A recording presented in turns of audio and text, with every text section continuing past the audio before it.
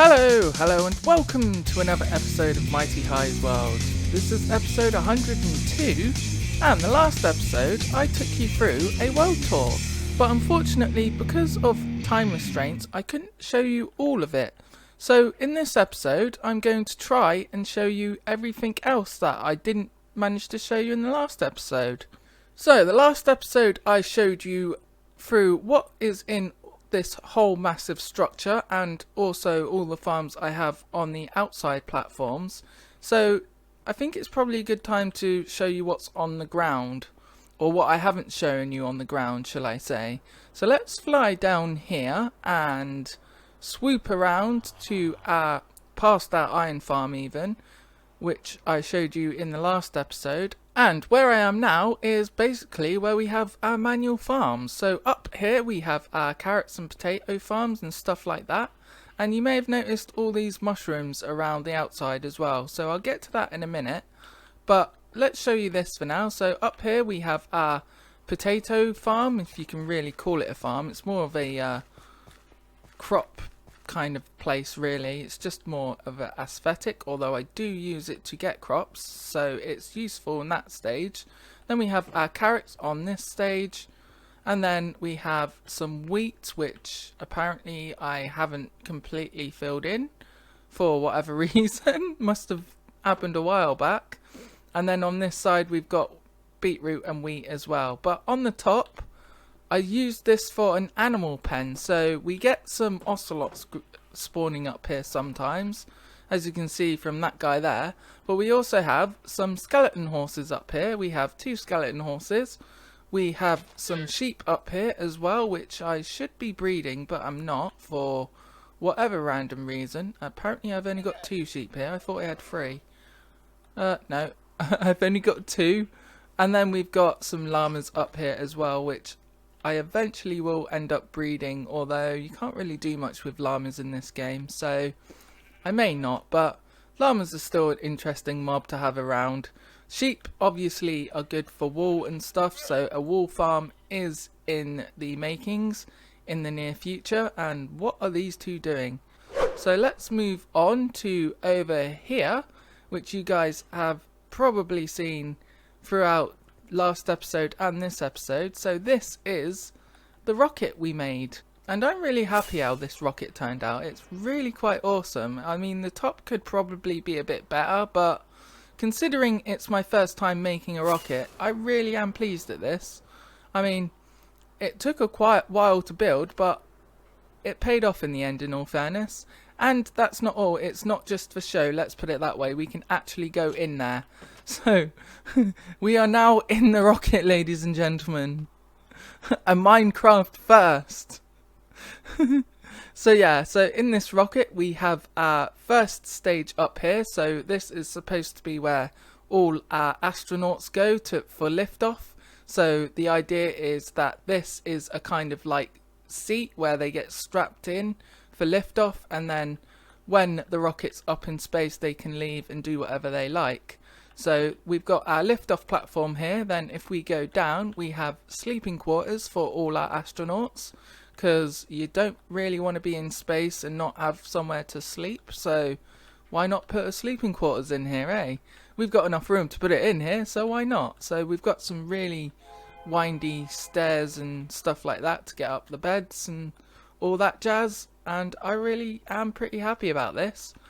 It looks empty but not at the same time, and that's the kind of thing I was looking for, to be fair with you, because a rocket is quite small, but I'm sure you can put quite a lot in it as well. So yeah, so this is our second room of the rocket. Then we have our third room, which is the not naffy area, what would you call it, like a chilling area, where all the astronauts will chill. If they finish their shift they can come down here, watch TV or have something to eat or something like that. I think I even put a kitchen in here at some point, and there might be a zombie up here as well. So yeah, got to bear that in mind. But yeah, so we've got some smokers here as well, so all the astronauts can do their cooking. We got some plants and some pictures around the place, all just to add a little aesthetic to it. And if you guys haven't noticed, it's pretty much all made out of quartz as well, which is an expensive block for this kind of project, but it works really well as well, especially this smooth quartz. It's beautiful. So yeah, so this is our chilling area for our astronauts, and then if we go down here, last but not least, we have our engine room with a lava place in here to signify that our engine is here. And then we have like a bunch of computers around the outside signified by these redstone bits, and also these observers for like a computer rack and stuff, or a server rack shall I say, and stuff like that. So that's pretty cool as well. So let's get up here and out of this rocket. Alright, so I've made it out of the rocket now, and as you come out of this rocket, we've got some kind of boarding station here. It's not quite complete, to be honest with you. I haven't put any ladders or anything here. It's more just an aesthetic thing, to be fair, and because I've got an elytra, I could fly up here if I really wanted to, so it's not really a big problem. Plus, it's more of an aesthetic thing, this rocket, than anything else, so I don't really need to come up here for anything, in all fairness. But we do have like these towers here, so we've got a satellite there, and I think down here we have a radio tower as well. So this is basically our communications tower for the rocket, and it goes all the way down here, all the way, and it links up to this platform here pretty much. So I also have something underneath here as well. So this is our control tower for the rocket, but unfortunately, as you can see that hole there, yeah, I had a bit of an accident with the robots that are down here. So if we just get down here quickly, hopefully he doesn't hurt me, although he's going to be there a while because he hasn't despawned, has he? He's actually going to kill me if I'm not careful. Can he get up here? No, he can't. Cool. So anyway, as I was saying, so yeah, this hole was made by the robots that are now in this control tower. As you can see, there are 2 robots here, which are the cause for all this destruction around me. So all this mushroom place here, this terraforming, was actually the robots' design, because they tried to kill me by blowing me up quite a few times, to be fair with you. And that didn't work, so they decided to poison the whole place around me instead, unfortunately. So I still need to figure out where these robots are in this world and what they plan to do, because they don't seem very friendly at the moment. When I built this, they were actually friendly and helping me, but now they just seem really evil. I mean, just look at that face. That's an evil face. That is a really evil face. Alright, so moving on from the control tower now, I have had a little sleep as well, so it's daylight. So let's show you this terraforming that I've done, shall we? So the idea of this is that these nasty robots in here tried to kill me, as I mentioned, from this hole here and a few other holes. They tried to blow me up with TNT and end crystals, believe it or not, because end crystals, of all things, are like the most powerful block in the game. And they literally tried to obliterate me, but it didn't work. So they couldn't kill me, so they decided to completely destroy my base, basically. So they've poisoned the atmosphere around here, so I can't breathe.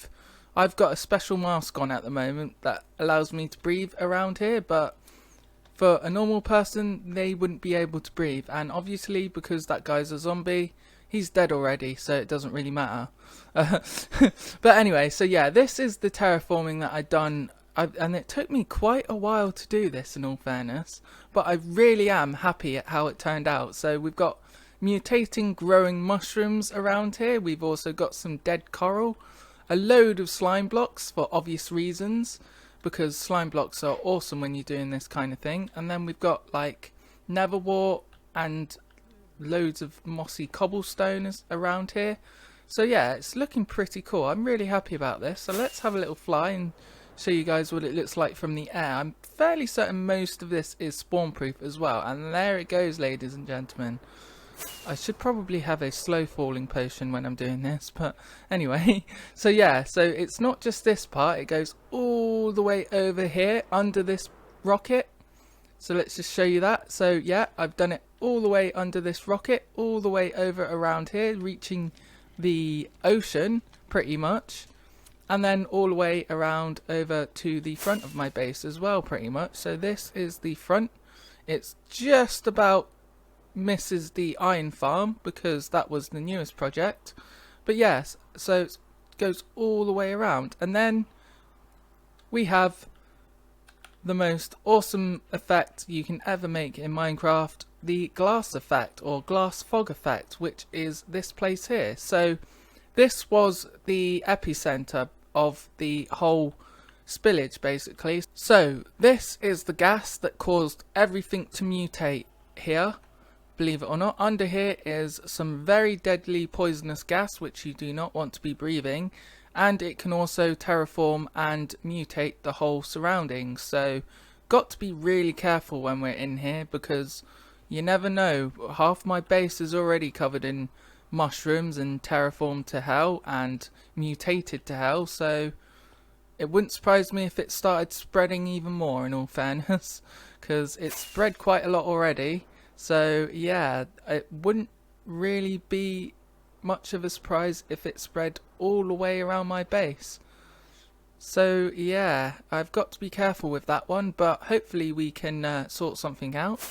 Moving on anyway, let's show you what we've done over here, shall we? So here we have a power plant in the middle of the ocean, because we need to supply our base with power, because it's not going to come on its own. So I've built this power plant, and underneath it we have a kelp farm, and there isn't really an entrance in here, to be honest with you guys, so I'm just gonna have to break through. So this is our kelp farm on top of the power plant. This is serving us with fuel for the whole base. So this design is a kind of mismatch between my own design and Cubfan's design. So Cubfan, on his design, he only uses one of these observers, but I'm using two of the observers, and that's hopefully so that we can get more kelp every time one of these bits of kelp actually gets broken by the piston. So you can see there we've got basically a piston leading into an observer and then another observer on top. So every time a bit of kelp hits that observer, it gives a signal down to this observer, and then it powers that piston, breaking the kelp, and then it goes all the way into these hoppers here. So let's try and see if we can find a place to get out of here and show you the collection system for it. So yeah, we're out. That was a pretty good fly if you ask me. Couldn't have done that better myself. Didn't even hit my head once. So yeah, let's just cover that up. Kind of need to make an entrance for this. Like most of my builds, in all fairness. And there's a random scaffolding block behind there for some reason, but anyway, moving on. So yeah, we've got our chimneys for our what is attacking me now? Oh, it's a trident dude. Where is he? Let's get a trident. Hopefully we can. Ow! Ow! No, give me a trident, please. Trident. Ah, he didn't drop one. No. This is a looting free sword as well, in case you guys don't know. So yeah, he didn't give me a trident. It would be so cool if you could just pick these tridents up and be like, haha, I've got a trident now, but unfortunately you can't. Them just staying there is a taunt, isn't it? But anyway, so yeah, this is what our kelp farm looks like from the back of it. As you can see, all our observers and pistons there.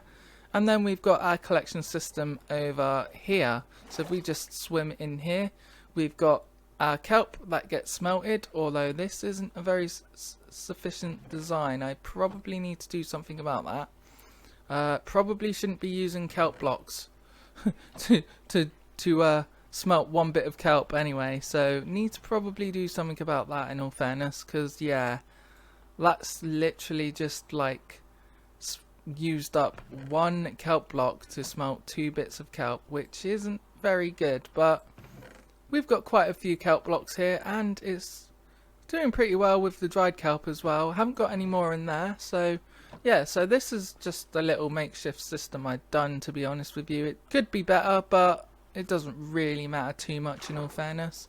So this is the kelp farm. So over on the other little island we have over here. So this is quite a recent project we've done, only within the last few episodes, to be fair with you. So we've got a tree farm there with all the leaves around it, and then up there higher than the tree farm, we have a concrete converter, and of course it involves TNT. So let's just get up here quickly. So we've got our TNT duper over there, so that's our TNT duper, and then we go up here and we can basically turn this on, and then it will dispense some bone meal there so we can place our trees and saplings and stuff. So actually let's get a couple just to show. I didn't realise I had that many saplings in there. So we got a sapling here, we plant it down there, it gets bone mealed. You might have to wait a while for it to grow because it's a random chance of growing with the bone meal. Then these pistons destroy the leaves, so hopefully we get a few saplings, and then these pistons on the end push the wood over to that side. And the idea of this is that eventually we have TNT that drops down there. So I haven't got it on yet, but I will do in a minute. So this is the TNT dupe down there, and it dupes TNT as it suggests. So we get the TNT down there, that blows up some of the concrete, which will be there, or it blows up the trees. So technically you could have one guy converting concrete and then the other guy growing trees if you really wanted to. Alright, so the next thing to show you is another aerial platform we have. So this is a tunnel leading to this. As I say, the whole area is toxic, so this is supposed to be a safety tunnel, so that you can breathe in properly and that you don't have to get into the toxic air. So that's the reason why we've got a load of glass around here, if you guys are wondering. And also this leads to not only the rocket platform, but you can see that bridge there leads into our farm platform as well. So I thought that was a pretty cool idea, and then we've got another bridge that leads over to that area as well. So this is our UFO landing platform.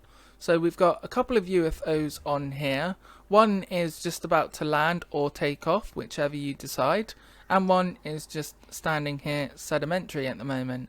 Then we do also have another UFO all the way up there, which is awesome. I really like that. I'm not gonna lie. But that's not all, ladies and gentlemen, because we also have stuff down here as well. So down here we have our workshop, and of course the robots have invaded. These guys are just evil. They're just evil. AI has taken over this world and I need to do something about it. But these guys haven't harmed me yet, so I can't. The pacifist in me doesn't want to do anything to them unless they're actually destroying me. And these robots may be different to the robots that actually destroyed my home, so I've got to keep that in mind as well, because these guys just appeared and they haven't tried to hurt me, so I'm not going to do anything to them guys at the moment. But if they cause trouble, then they're gone, let's put it that way. But they're helping me build this, or fix this UFO up here at least, so I can't really complain. So yeah, we've got a UFO up here that's being how did I just end up in there? So that's being repaired by these robots, hence why half of the top's off, and then we've got scaffolding to get up and do all the little fixes we need to do. Then we've got our engines down here. But we've also got another area here for another UFO that could be fixed if need be. So these robots are on standby for anything that does need fixing in here. And then over here we've got our spare parts, basically. So we've got a conveyor belt for all the parts that need to be assembled. Then we've got some spare engine parts here and there. And then here we've got another assembly point, and then the robot guarding it. And I really like this. It's really quite cool. Looking back at it, I haven't really seen this area in a while. It looks awesome. So yeah, this is our UFO station and repair station. So let's go back up here.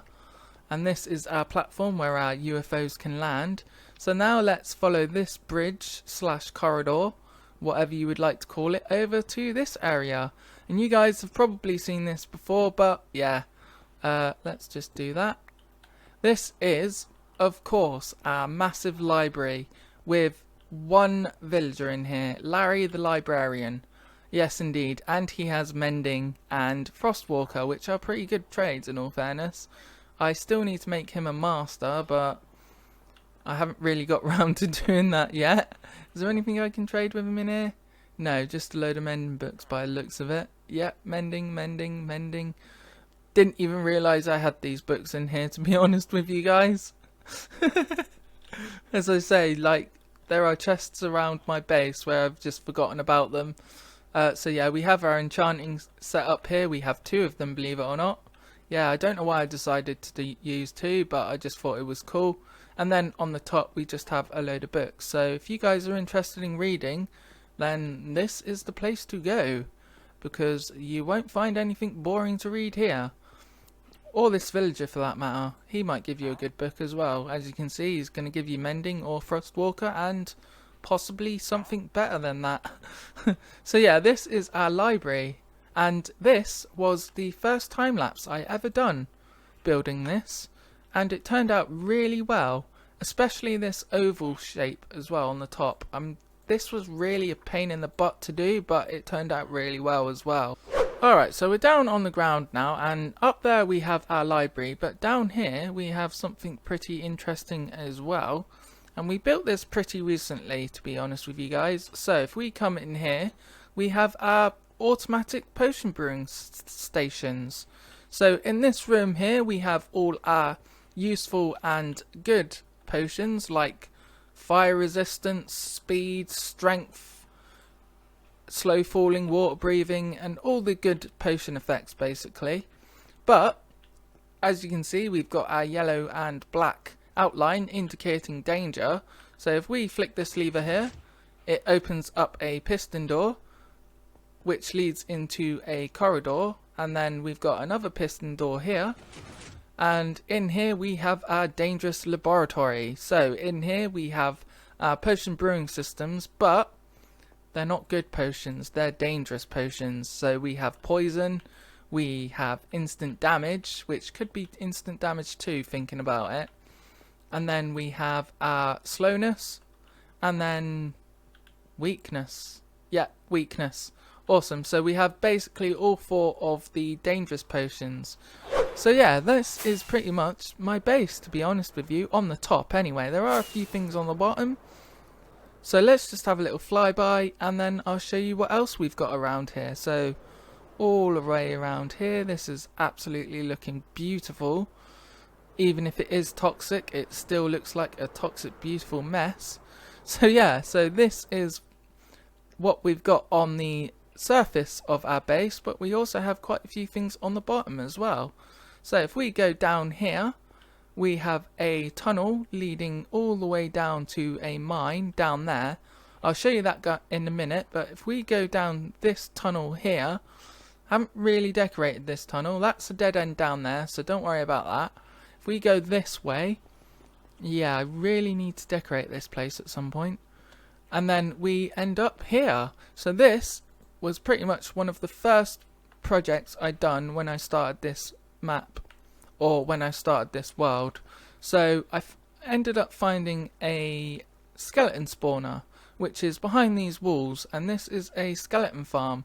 So this is basically where I was getting all my XP at the beginning of this world, and it suited me pretty well, although it seems to be a bit slow now, to be honest with you, considering the amount of farms I've got around. So we had a enchanting set up here, and then a chest to put all your stuff in. Then we've got the storage for all the bones and the arrows and the armor and stuff like that. So yeah, we got a storage here, and I also put a grindstone here as well, just in case there's anything that I want to get the XP off or something, because I have done it before, because we can get like these leather boots and put them in the grindstone, and then we can get the XP out of it. You don't get much, of course, but yeah, you can still get a bit of XP out of all the drops that you get. And then we've got our sugarcane farm here. Actually, let's check how much I've got in there. Okay then. That's not going to be filling up anymore, is it? Neither is this one by the looks of things. No, it's not. And that hopper is probably full as well, isn't it? Let's check that hopper. Oh, it's not quite full yet. What about this one then? And that's not quite full. So we've still got a bit of time to add a few more chests here, or move these items. And then we've got a melon and pumpkin farm over here as well, and that's pretty much full. Jeez, man, that is crazy. Right, so I've just converted all of these melon slices into blocks, and we have 4 stacks, almost 5 stacks of melons there. Melon blocks, that is, and then 2 stacks here and 9 of melon blocks. So that's pretty good considering I've not even been down here in I don't know how long. And yeah, let's get rid of these skeletons as well. Let's not waste them, hey. Alright, so we're just up here to the top. So if we go down there, it will lead us to where we just were, where our skeleton farm is. So then if we go here, we have a door here. So if we flick that lever, we've got a redstone door here. Probably could have done a better redstone door, to be honest with you. But I quite like this design. It's the old Mumbo design and it works brilliantly in all fairness. So I can't complain. It's a pretty cool door to do. I really enjoyed making this door, let's put it that way. It looks a bit weird from this side, but yeah, it works brilliantly and I can't complain. So this is our map room. So we have a few different types of maps here. I think some of these are locked. This map is definitely locked, I think, anyway. I'm actually not sure, but because it's on a red, I think it is locked, and these maps aren't. One thing I am a bit weird on is them 2 dots there, which probably shouldn't be there. And this map needs updating as well, because yeah, you can't see really anything. All this is green. This hasn't been updated in ages. So yeah, that would be an interest. Actually, should we update it now? Nah, I'll wait until another episode to update it. That'll be better. And then we've got a map on the floor here. I think this is locked as well, although I could be wrong. I'll find out when I update all the maps. Let's put it that way. And then we have a little treasure map here, which was pretty much next to my base in all fairness. So that's the reason why I left this treasure map here, because we have a little X on there indicating where our treasure is. And then we have a few armor stands. I was originally planning to have like a load of army guys here running around, but I just didn't get round to it. So we can decorate this room a bit more if need be. As I say, there's quite a few projects in my base that need a bit of refinement. Let's just say that. I wouldn't say they need completely overhauling, but there are some bits in my base that do need a bit of work, so yeah. But we also have a secret exit. So if we press this button here, it opens up a piston down here, and then it really is short, so you got to be really quick when you're doing that. And then this leads into a corridor, which doesn't really lead anywhere in all fairness. It goes up to a stairs, then we've got a button here. We press that button, and we end up down here next to our potion brewing stations. So yeah, that's a thing. I thought that was a pretty interesting little hidden thing to do. So whoever's on this, if they didn't know it was there, they'd be pressing that button, they'd hear it, but they may not see where the actual piston retracted from. Can I get out? No, let's just do that quickly. I need to do that. So yeah, so if you were just like a normal guy and were pressing buttons, you would hear it, but you wouldn't necessarily see where it came from, and that's the idea. Because this button is so far away from that piston, yeah, that's the reason why I've done that basically. So let's move on from this room and go further down. Alright, so now down here we basically have our mine. This is the mine where I get all my stone and stuff like that. I haven't really needed to get a lot of stone from down here recently. There are a few diamonds that I haven't got, so yeah, I'll just leave them there. You guys are probably like, no, get the diamonds, get the diamonds. No, I'm just going to leave them there. But not only have I used this for my mine, or a diamond mine as you want to call it. Oh, there is a zombie over there. Zombie? A creeper over there even. It's also got my slime farm in here. So I mentioned the slime farm in the last episode, and the chests are pretty much full of this slime farm, because this is a ridiculous farm. It just works constantly non-stop. Sometimes we get a problem with these minecarts that just stay there, but 9 times out of 10 I think it's pretty safe now, to be honest with you. See, that minecart's moving, and then if we go over to the other side, over here, we have another minecart down here which looks like it's moving as well. It's just got some stuff in it, so let's get rid of that. Yep, that was off as well. So this slime farm, let's get into it, is a pretty basic slime farm design, I think. I mean, you guys probably know this slime farm design. I think it's an El Mango design, in all fairness, like one of these oldish designs. So the idea of this is that the slime spawn in the middle of these platforms here, so we not just have that platform, but we have them going all the way up to level 40, and then what will happen is their spawn, they get attracted by these iron golems, and not me by the looks of it. Well, at the moment they're attracted to me because I'm hostile to them apparently, so let's get rid of these guys. Go on, please stop it, I'm trying to record a video here. Anyway, so yeah, the slimes will spawn up here or on these platforms, get attracted by the golems, and then eventually burn in this magma, and then the drops get picked up by the minecarts. So it's a fairly simple design, although these slime farms aren't exactly easy to build, not to mention all the iron golems that go into it as well. So if you were going to build something like this, you'd need quite a lot of iron. Just saying. So yeah, this is our slime farm. Alright, ladies and gentlemen, so there are quite a few other farms and places where we haven't visited in this episode, and unfortunately I am going to have to show you them in the next episode, because this episode is not just going to be long like the last episode was, but because there's quite a lot of stuff in my base to show you, I don't want to miss anything either. I want to show you everything that I've done so far. So that's the reason why I am going to leave this episode short, but I hope you enjoyed this episode and you guys get a good idea of what we've been up to around here. And also, if you missed the first part, then be sure to watch that as well, because I show you everything that I didn't show you in this episode. So with that said, thank you very much for watching. My name is MightyHigh.